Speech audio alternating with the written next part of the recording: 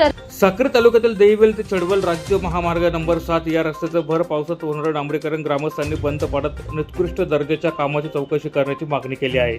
रस्त्याचं होणारं काम निकृष्ट दर्जाचं असल्याचं ग्रामस्थांनी वारंवार सांगूनही ठेकेदाराकडून दर्जेदार काम होत नसल्याने संतप्त झालेल्या देहिवेल मधील बाबुळदे येथील ग्रामस्थांनी एकत्र येत भर पावसात सुरू असणारं काम बंद पाडत रस्त्याच्या कामाची चौकशीची मागणी केली आहे। त्यामुळे सार्वजनिक बांधकाम विभागाचा भोंगळ कारभार पुन्हा एकदा समोर आला आहे। भर पावसात होणाऱ्या डांबरीकरणामुळे रस्त्याचा दर्जा कसा टिकेल असा संतप्त सवाल देखील ग्रामस्थांनी करत बांधकाम विभागाच्या अधिकारी व ठेकेदारांच्या मनमानी कारभाराविरोधात ग्रामस्थांनी तीव्र नाराजी व्यक्त केली आहे।